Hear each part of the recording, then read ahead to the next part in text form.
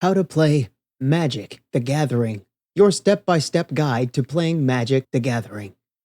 Written by HowExpert Press. Narrated by Carson Childers. Chapter 1. Introduction. Since 1993, there has been a game that's captured the hearts, minds, and imaginations of gamers around the world. Rich in fantasy, easy to learn in a short time but taking a lifetime to master, the trading card game Magic: The Gathering has supplied gamers looking for a unique challenge with a wonderful outlet for their creative juices. One of the beautiful things about a trading card game is that it allows so many different types of people to derive enjoyment out of the game. This could range from the thrill of a well-timed play for the more competitive to enjoying the fantastic artwork for the casual fan. The traders and collectors can work to build exactly the type of portfolio they desire, while the more quirky fans can build decks centered around wacky combinations and fantastical creatures. A brief history of Magic. Ever since its inception in 1993 by mathematics professor Richard Garfield, Magic: The Gathering has been an ever-evolving product.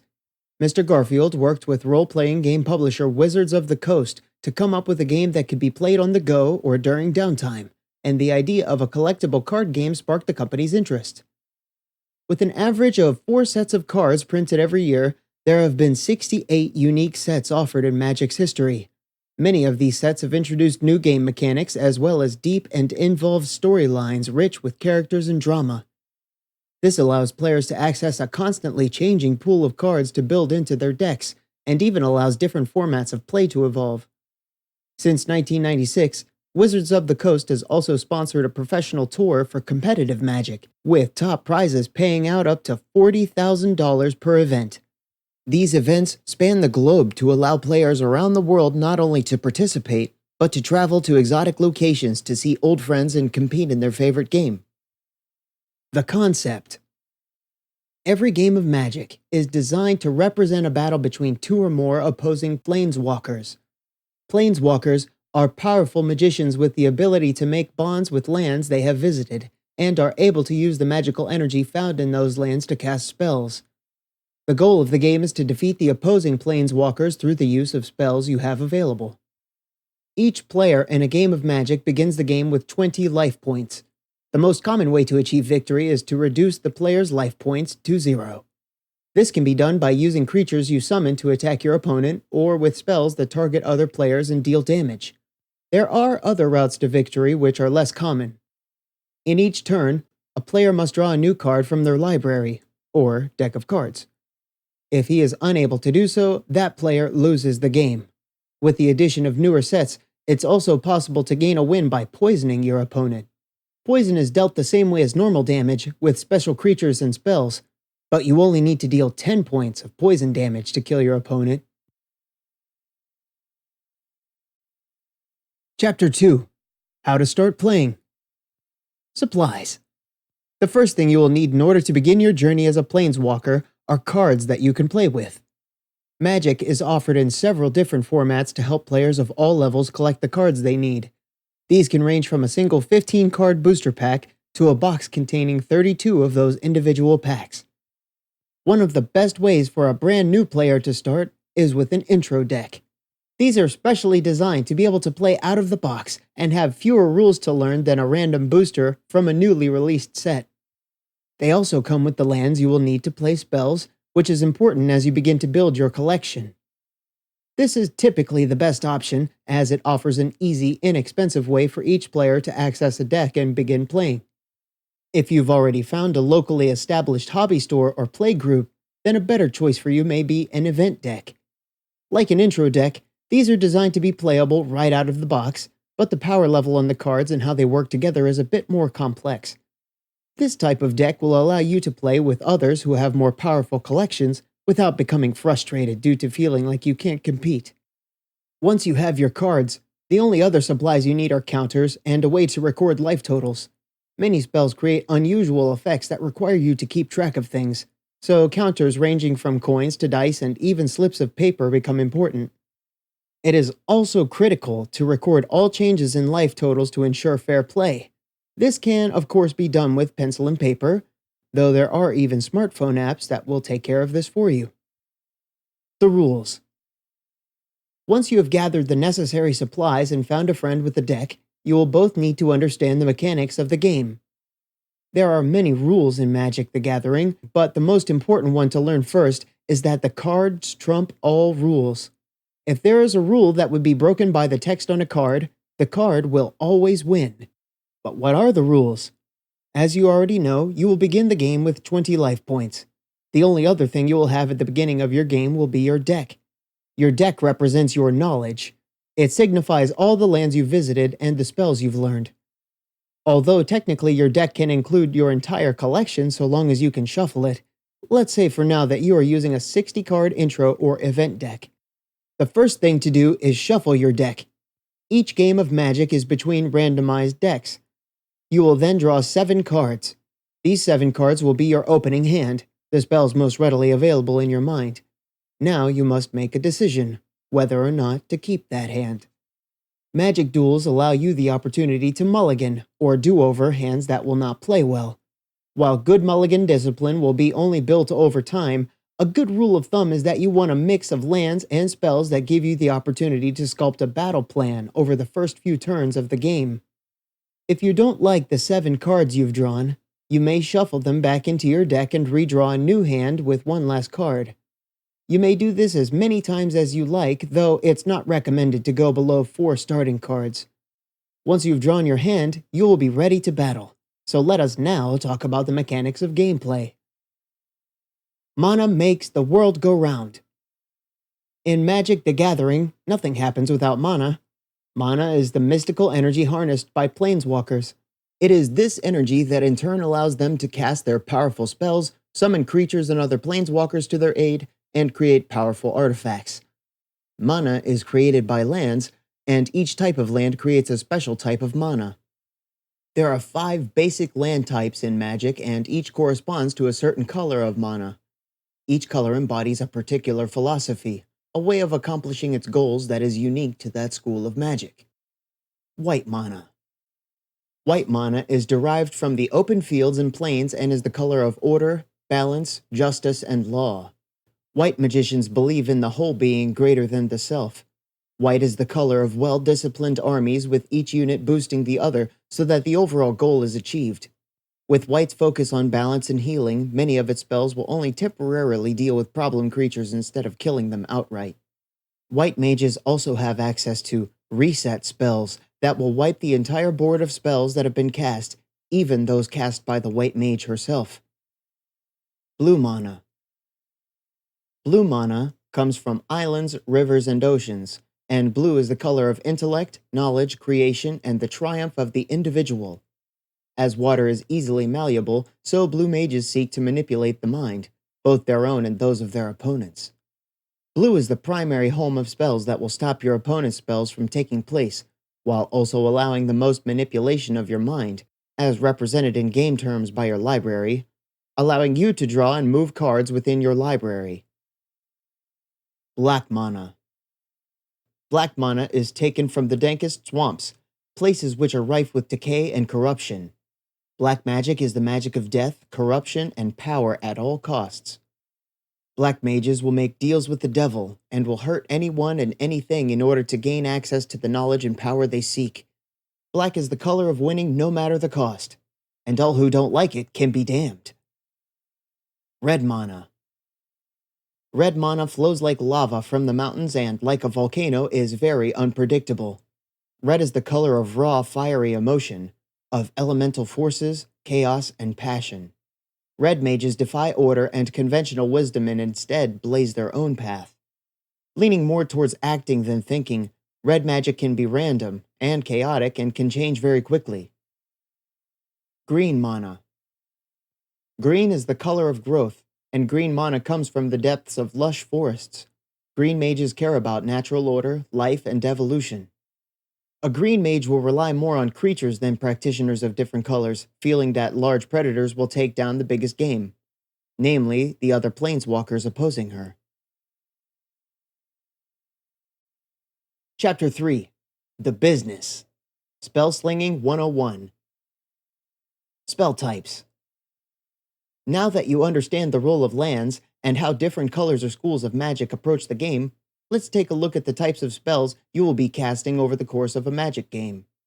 For the purpose of learning the game, there are effectively two categories of spells that you need to concern yourself with: one-time spells, permanents. While they are mostly self-explanatory, I will explain each category and begin going over the different kinds of spells that fall into each.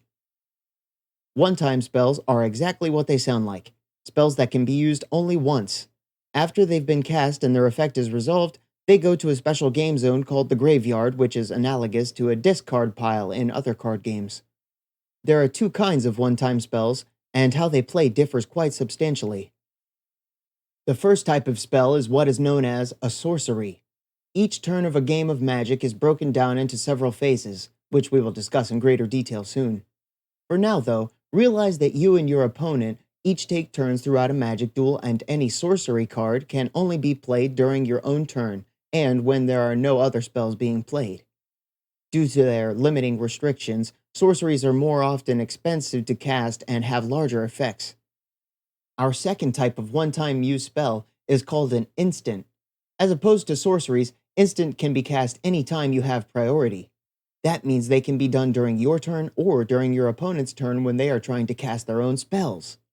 There are many types of instant spells, which range from offensively boosting your own creatures to defensively stopping your opponent's spells. Since they can be played anytime, most instants are cheaper and have smaller effects. Two important terms that can be related to these card types are sorcery speed and instant speed. In Magic Talk, the first refers to a spell that can only be played during the main phase of your own turn with no other spells attempting to resolve. The latter refers to anything that can be played during your turn or your opponent's turns as long as you have priority. I bring this up as our discussion turns to permanents because, with rare exceptions, these can only be played at sorcery speed, though often once a permanent is in play, it has abilities that may be used at instant speed. There are also several types of permanents that can be played onto the battlefield. These have lasting effects that will change the game until they are removed from play. The different permanent types are as follows: artifact, enchantment, creature, planeswalker.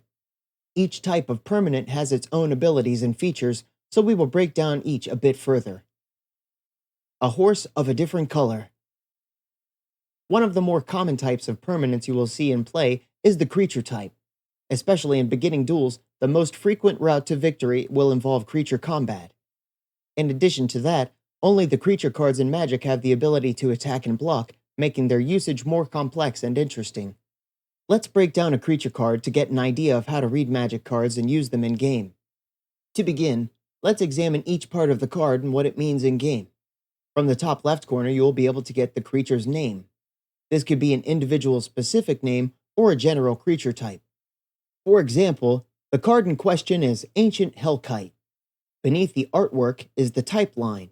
Here we see that our type of card is a creature and, more specifically, a dragon. Moving back up to the top of the card, but looking at the upper right corner this time, we will see a very important part of every Magic card: the casting cost. This is the amount and type of mana we will need access to in order to cast each spell. If you look back at the basic land types, you will notice each one has a different mana symbol on it. This symbol corresponds to the type of mana it produces and shows up again here in our casting cost. Using this analysis, we can see that in order to cast our powerful Ancient Hellkite, we will need access to at least 3 mountains in order to produce the 3 red mana symbols to the far right of the casting cost. The number 4 in the gray circle tells us that in addition to those 3 mountains, we will also need 4 additional mana sources. These sources, however, can be from any land type we have access to. Now, let's examine the card's text. The first thing we see is the word flying. This is a Magic keyword that is used in all sets. Keywords are frequently added to expansion sets, but some are evergreen, which means they will appear constantly. We'll talk more about them later, but for our dragon, flying means it can only be blocked in combat by other creatures with flying. Ancient Hellkite also has a secondary ability that allows you to pay 1 red mana to deal 1 point of damage to one of your opponent's creatures as you attack. This is a repeatable effect that you can play as many times as you have mountains to produce red mana. The final thing worth noticing is the bottom right corner. There, you will see two numbers divided by a slash. In this case, we have 6/6. These numbers designate the creature's power and toughness respectively. Power is the amount of damage a creature will deal in combat to another creature, player, or planeswalker. Its toughness is how much damage the creature can take between combat and spell damage over a single turn before it dies and is moved to the graveyard. When you summon a creature, you are basically pulling that creature from its natural area to fight by your side. This means that unlike other types of permanents, creatures are affected by summoning sickness.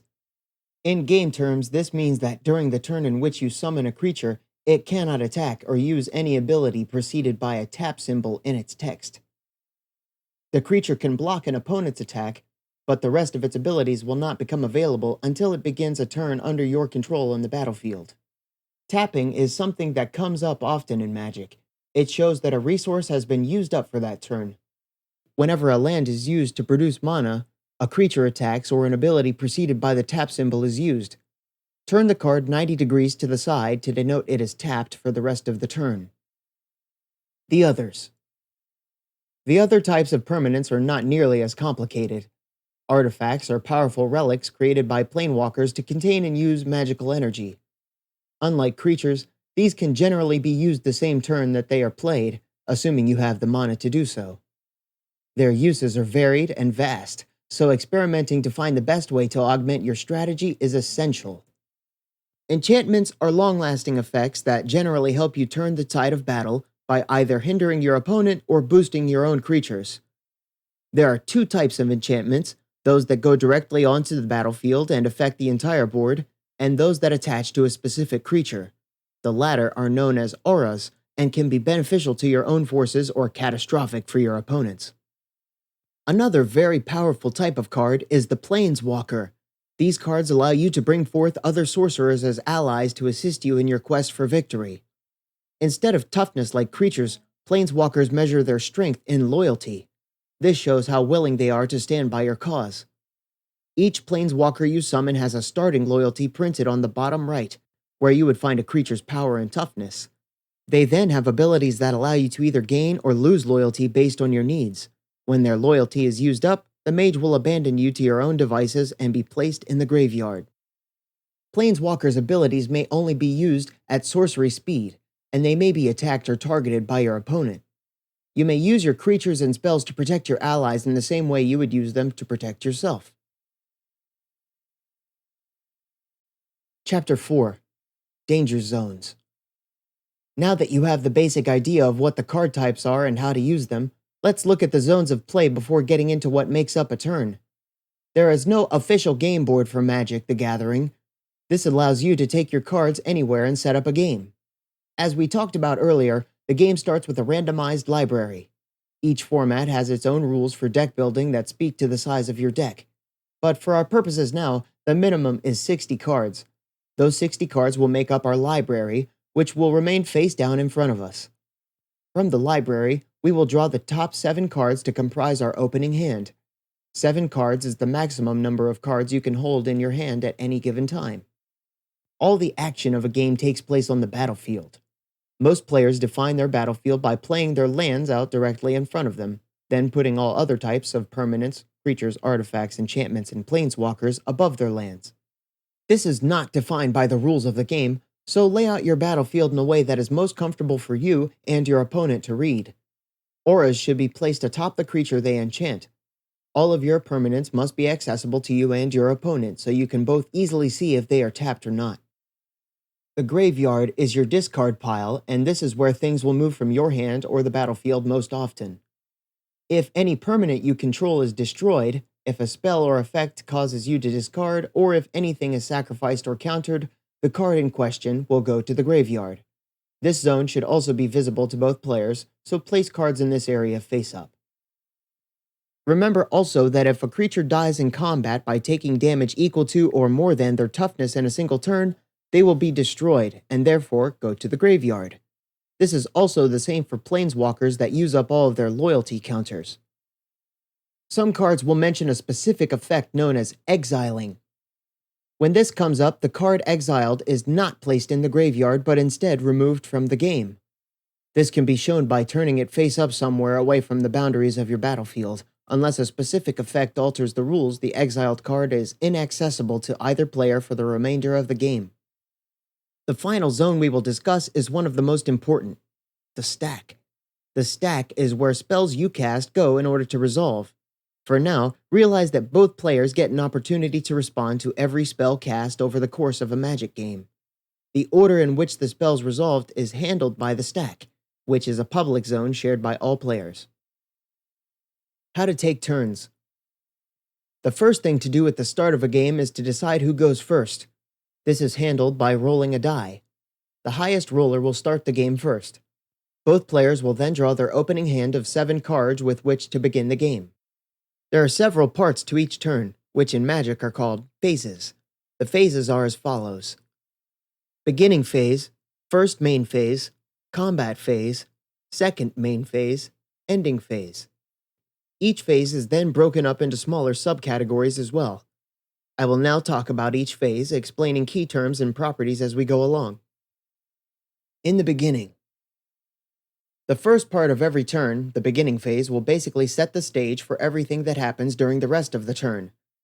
If you recall earlier, we talked briefly about how you tap cards, turn them sideways, to show that they have been used for the turn. The beginning phase is broken down into 3 steps.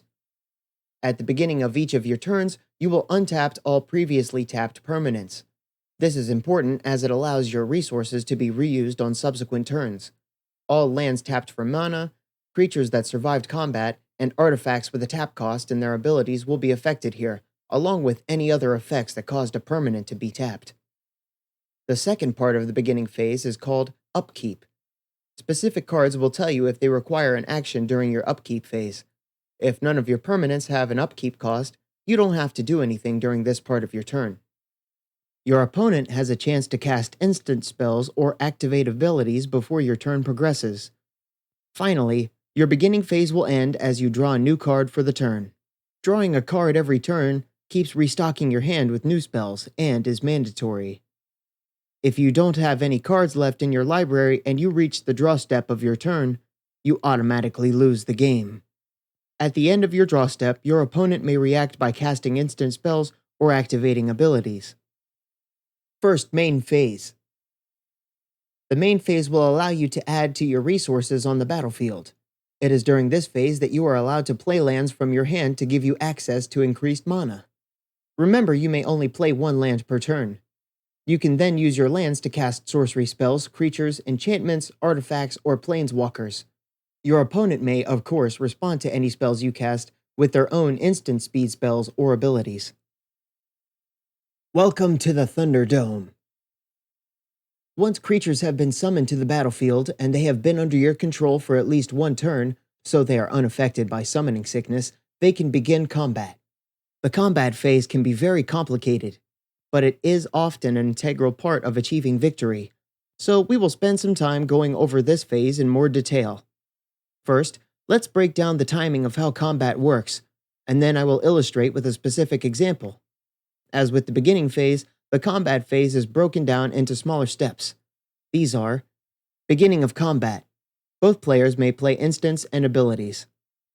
Declare attackers.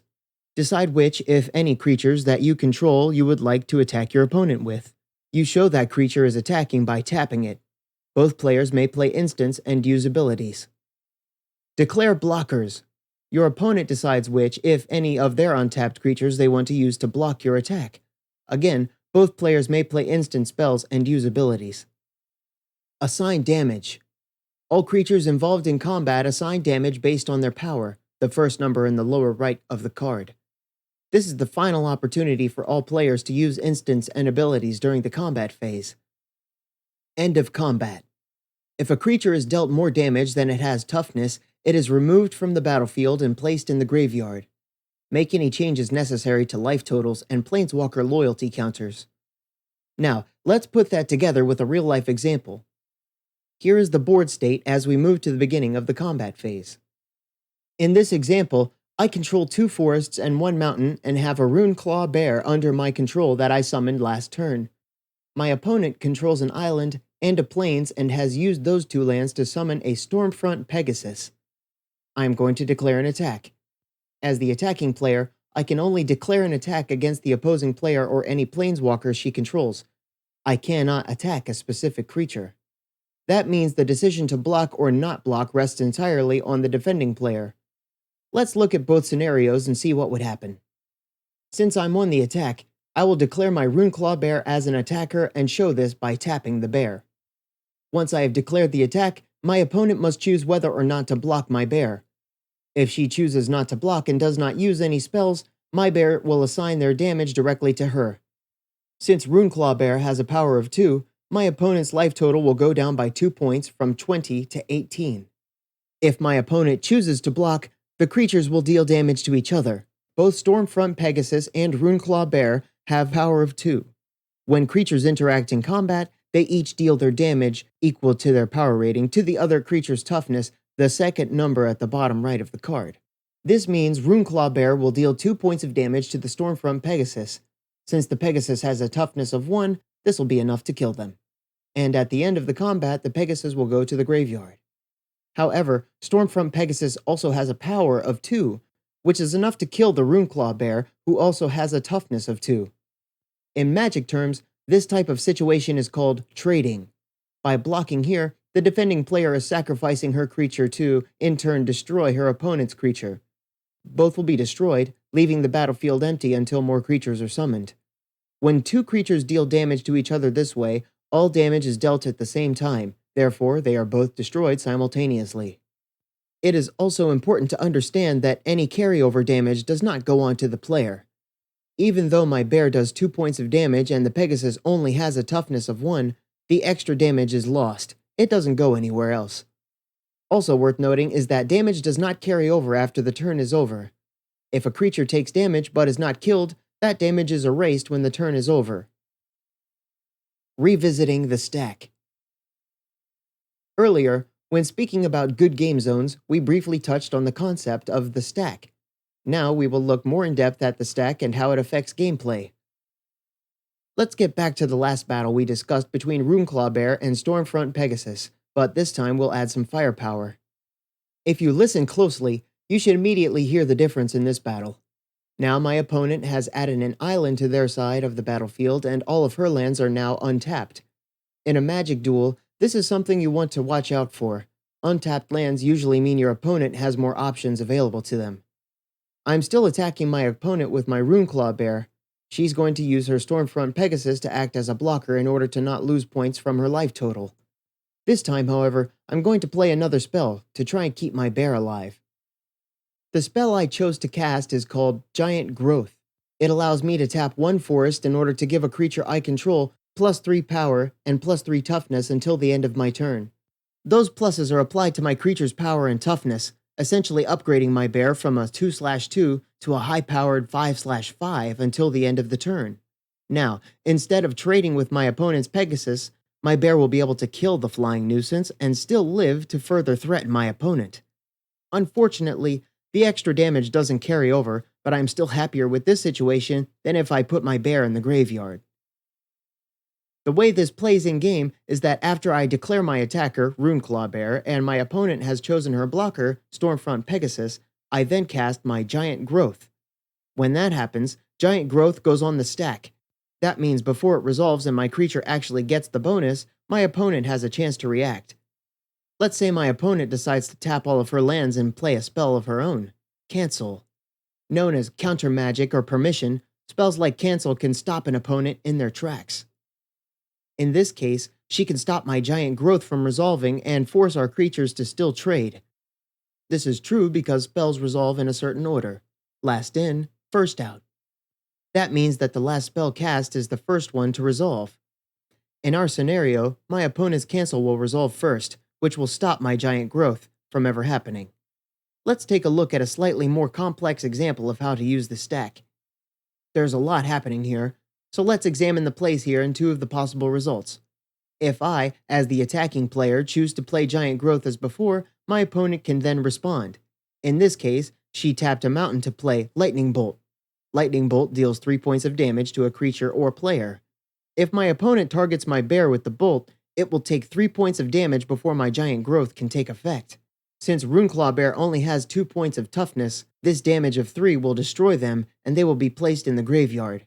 When my giant growth spell tries to make them bigger, they will no longer be able to receive the effect.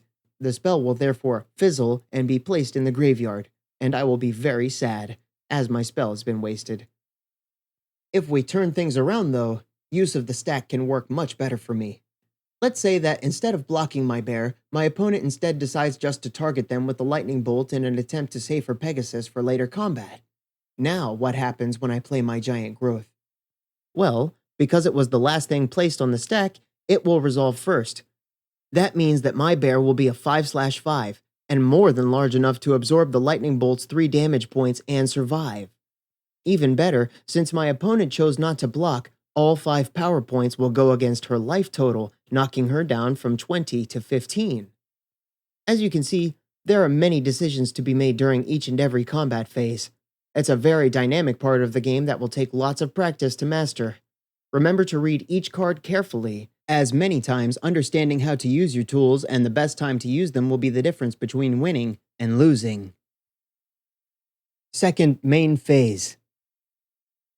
When the smoke clears after combat, you will have a second opportunity to reinforce your side of the battlefield. The second main phase allows you another opportunity to play your 1 land for the turn and any permanents you have mana to pay for. Since so much can happen in combat, most good players will advise you to play spells during your second main phase as much as possible. A good rule of thumb is that unless it will help you in combat, wait until the second main phase. This is a good thing to learn early in your Magic career because it helps promote the right kind of thinking. Playing this way will limit the amount of information your opponent has about what you have available to you in combat and can lead to them making mistakes. Also, your needs may change based on what happens in combat, so you play optimally the more information you have at your disposal. Remember, information is power. End phase. Appropriately named, the end phase marks the end of every turn. The end phase is your opponent's last time to play instance or activate abilities before they start their own turn. It is also when all end-of-turn effects, like our giant growth from before, and all non-lethal damage is removed from creatures. You will also need to check how many cards you have in your hand. Unless stated by an effect on the card, your hand has a maximum size of 7 cards. If you have more than 7 cards in hand at the end of your turn, you must discard from your hand until you're down to 7. Once that is done, your turn is over. Play then passes to your opponent, who begins by untapping all of their permanents and following the phases as outlined above. You'll continue this way, taking turns until one player's life total is reduced to 0, or one of you runs out of cards in your library. Then the game is over, and it's time to reshuffle and play again. Chapter 5. The Finer Points. Keywords. So, that's it. Now you have all the basic building blocks you need to start playing Magic: The Gathering. But a game as rich and detailed as this can't be summed up so easily. I would like to give you some other pointers that will either enhance your understanding of the nuances of the game, or give you alternate ways to play to help you go further down this wonderful rabbit hole. One thing that will jump out at you as you start acquiring cards for your collection is that many of them contain keywords in their text fields. We talked about this briefly when we analyzed Ancient Hellkite before, which has flying. Flying is one of many keywords in Magic's history, some of which have been abandoned and others which you will see over and over. An aspect of Magic that keeps it fresh is the new sets released each year. Every set offers new keywords, abilities, and mechanics so that even seasoned players are given a chance to experience something new. Many keywords, though, are evergreen, meaning they will appear in virtually every set to some degree. They are Death Touch. Whenever a creature with Death Touch deals combat damage to another creature, that creature is destroyed at the end of the damage assignment. For example, a 1/1 creature with Death Touch blocks a 3/3 creature. Even though the 1 damage point wouldn't normally kill a 3/3 creature, it is still placed in the graveyard because of Death Touch. Defender. Commonly known as walls, a creature with Defender cannot attack. They usually have low power but high toughness, such as 0/4. Enchant. As mentioned in the permanence section, Spells that attach to a creature are said to enchant said creature. Equip. Similar to enchant, but for equipment, such as swords, armor, etc., instead of spells. First Strike. Creatures with First Strike deal damage before creatures without it. For example, a 1/1 creature with First Strike would destroy a 2/1 creature without First Strike before the second creature would assign any damage and the 1/1 would survive. Flash. Permanents with Flash may be played any time that player could play an instant. Flying. Creatures with Flying may only be blocked by other creatures with Flying or Reach. Haste. Creatures with Haste may attack and use abilities during the same turn in which they are summoned. They are unaffected by summoning sickness. Intimidate. Creatures with Intimidate may only be blocked by artifact creatures or creatures they share a color with. For example, a creature that has a red and white mana symbol on its casting cost is considered to be both a red and a white creature. With Intimidate, that creature could be blocked by artifacts, red creatures and white creatures only. Green, black, and blue creatures could not block it. Landwalk.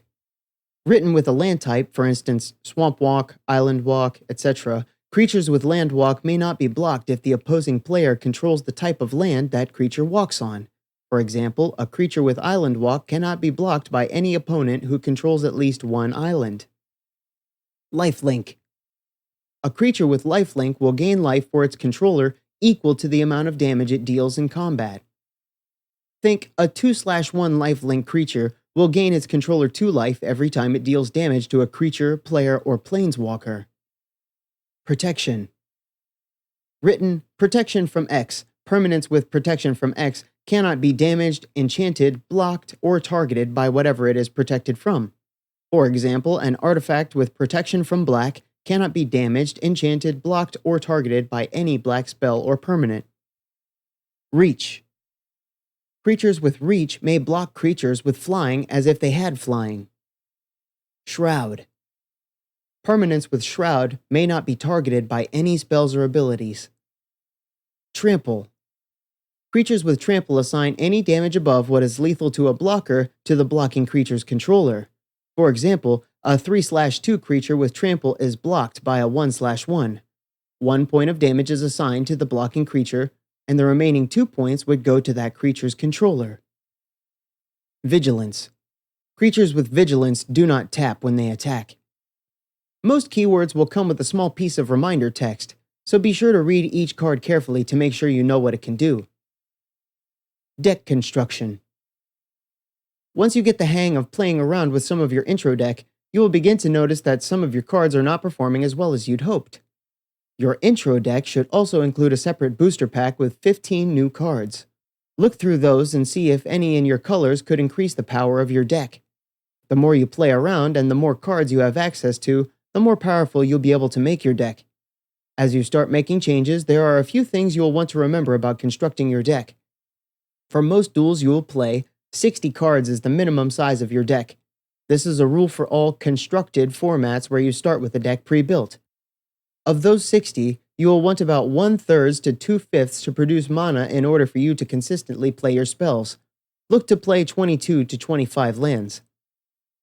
Try to stay as close to 60 cards as possible. It will increase the consistency of your deck. Constructed decks have a 4 of rule. This means that you may only have 4 copies of any card of a given name in your deck, but this does not apply to basic land cards. In addition to the 60 cards of your main deck, you may also have a sideboard of additional cards to help make your deck better against certain weaknesses. The sideboard must be exactly 15 cards. Try to vary the cost of your spells. More expensive spells will be more powerful, but you will need things to cast in the early game as well, or you might not survive to cast your slower, more powerful spells. Competitive Magic duels are played in a best-of-3 series. Make your main deck as powerful as possible against a random opponent and use your sideboard to tweak specific weaknesses against decks you have trouble with. Other formats. This entire book so far has focused on one type of duel, which you now know is called Constructed Magic. There are many other ways to play, however, and all have distinct differences in playstyles and offer different experiences for the player. One very popular game type is known as limited. In limited play, players begin with unopened booster packs instead of pre-built decks. There are primarily two different ways to start playing limited Magic. The first format is called Sealed Deck. In sealed play, all players receive 6 booster packs and access to as many basic lands as are available. You can play sealed with as few as 2 players and end up to as many as you can find. The boosters can be from any set printed, though there is usually a specific format, such as 6 packs of the current core set or 6 packs from the most recent set of printed cards. Each player opens their 6 packs and tries to assemble the best deck possible from the cards they randomly open. In order to do this, you'll need to have a large amount of basic lands on hand to fill out your deck's mana needs. All the spells will be provided from the boosters. While this requires good card evaluation skills and decision-making, the next limited format takes those skills to an even higher level. Booster Draft is another form of limited play that is very popular with Magic players. Draft play is intended for 4 to 8 players. In a Magic draft, each player receives 3 booster packs. Each player opens 1 pack and chooses a card from it, then passes that pack to the player on the left. This proceeds until all cards are taken from that pack. Then each player opens their second pack. Continue this until all cards are gone, and then assemble your deck from the cards that you chose during the draft. Draft Magic is an excellent test of a mage's ability to adapt, to properly evaluate the power of the cards not only in the abstract, but also in the context of building a winning deck and in properly building the deck to maximize its potential. While hard for newcomers, it is a less expensive way to get started into Magic and doesn't require a ton of people to offer fresh experiences. In limited Magic, the deck size is reduced to a minimum of 40 cards, and again, you will want to stay as close to that as possible. Your sideboard is comprised of all the cards not in your main deck, which gives you lots of options depending on what you open. In addition to these well-defined competitive modes of play, there are also more casual, friendly Magic variants.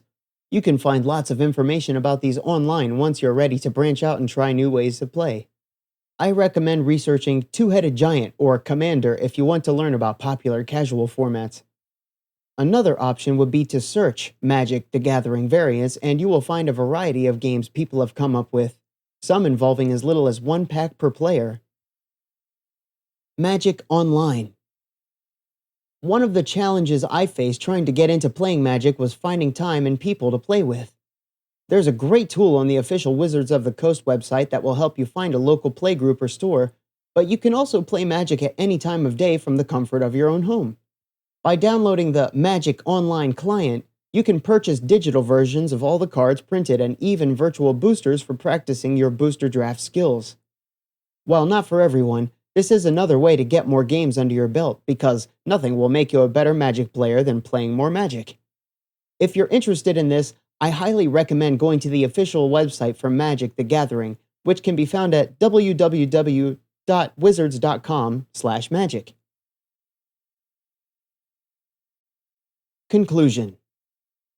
It is my hope that this guide has shown you the tip of the iceberg that is the joy of competing in Magic: The Gathering duels. As you play more games, you'll start to unveil more of the complexity that makes this game so wonderful. One of the best things you can do to improve your game is to keep playing and try to find players that have been playing longer than you have. Playing against better players will help you see how a more experienced mage crafts their decks and manages their turns and table image to give them a better chance of winning. You can also stay abreast of the latest strategies and deck options by perusing the internet. In addition to the Wizards' official website, there are many articles that discuss building decks, theoretical aspects of Magic, and more that will help take your game to the next level. As a starting point, I personally recommend www.channelfireball.com and www.starcitygames.com. Both sites have renowned professionals available to give their knowledge about the game to up-and-coming Magic players. I hope you find as much enjoyment as I have over the last 10 years of playing Magic, and I hope this guide is a good starting point for your successful Magic career. With an ever-evolving group of players and cards, I assure you, it's a hobby that will never grow old. Good luck to all of you, and remember, have fun. For more info, visit www.howexpert.com/magicgathering. The end. This has been How to Play Magic: The Gathering. Your step-by-step guide to playing Magic: The Gathering. Written by HowExpert Press. Narrated by Carson Childers. Copyright 2016 by HowExpert.com. Production copyright 2016 by HowExpert.com.